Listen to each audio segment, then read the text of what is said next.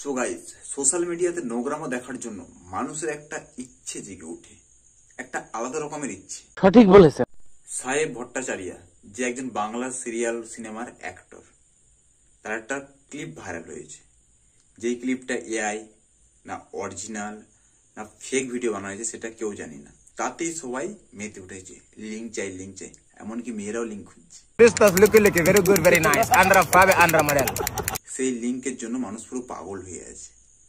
আসলে হতেও তো পারে যে এটা কোনো সিরিয়াল বা কোনো সিনেমার ছোট্ট একটা ক্লিপ, সঠিক বলেছেন। বা হয়তো কেউ এআই দিয়ে বানিয়েছে। সঠিক বলেছেন। দেখো, যতটা জানি যে সাহেব ভট্টাচার্য খুব ভালো মনের মানুষ, খুব ভালো মানুষ একজন, ঠিক আছে। তাই যারা লিঙ্কের পিছনে দৌড়াদৌড়ি করছে তাদেরকে বলছি, দেখো, লোকের লিঙ্কের পিছনে দৌড়িও না, ঠিক আছে।